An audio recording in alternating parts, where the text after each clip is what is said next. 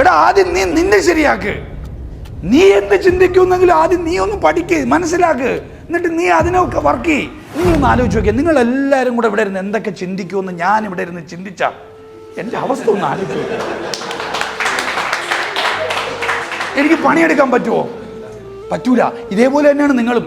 നമ്മൾ over the phone, over client മീറ്റിങ്ങിലായിക്കോട്ടെ, എന്ത് റെസ്പോൺസിബിലിറ്റിയിലായിക്കോട്ടെ, ഓപ്പോസിറ്റ് ഇരിക്കുന്ന ആൾ എന്ത് ചിന്തിക്കും വിചാരിക്കുമെന്ന് ആലോചിച്ച് നമ്മൾ ചിന്തിക്കേണ്ട.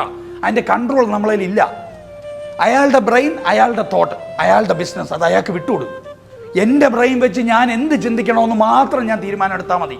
മറ്റുള്ളവരുടെ ചിന്തയെ കൺട്രോൾ ചെയ്യാൻ പോകരുത്, നമ്മൾ തോറ്റുപോകും. എടാ ആദ്യം നീ നിന്നെ ശരിയാക്ക്. നീ എന്ത് ചിന്തിക്കുന്നെങ്കിലും ആദ്യം നീ ഒന്ന് പഠിക്ക്, മനസ്സിലാക്ക്, എന്നിട്ട് നീ അതിനൊക്കെ വർക്ക് ചെയ്യ്. ഇപ്പം നമ്മൾ മറ്റുള്ളവരെ കുറിച്ച് എന്ത് ചിന്തിക്കുമെന്നൊക്കെ നമ്മളിങ്ങനെ നെഗറ്റീവായിട്ട് ചിന്തിക്കുമല്ലോ. അവൻ ഇങ്ങനെയൊക്കെ ആയിരിക്കും എന്നെക്കുറിച്ച് ചിന്തിക്കുന്നത്, അവൻ ഇങ്ങനെയൊക്കെ ആയിരിക്കും എന്നെക്കുറിച്ച് ചിന്തിക്കുന്നത് എന്ന് ചിന്തിക്കുന്നത് അവനല്ല, ഞാനാണത്.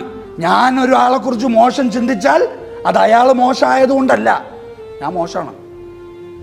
ഞാൻ ആരാണ്? ഞാൻ മോശമായോണ്ടാണ് ഞാൻ അങ്ങനെ ചിന്തിക്കുന്നത്. അപ്പോൾ അതുകൊണ്ട് നമ്മൾ വ്യക്തതയോടുകൂടി മനസ്സിലാക്കാം, മറ്റൊരാളുടെ മൈൻഡ് റീഡ് ചെയ്യാൻ പോകരുത്. അത് മെൻ്റലിസ്റ്റ് ഒക്കെ ചെയ്യില്ലേ, അവർ ചെയ്തോട്ടെ, അത് നമ്മുടെ പണിയല്ല.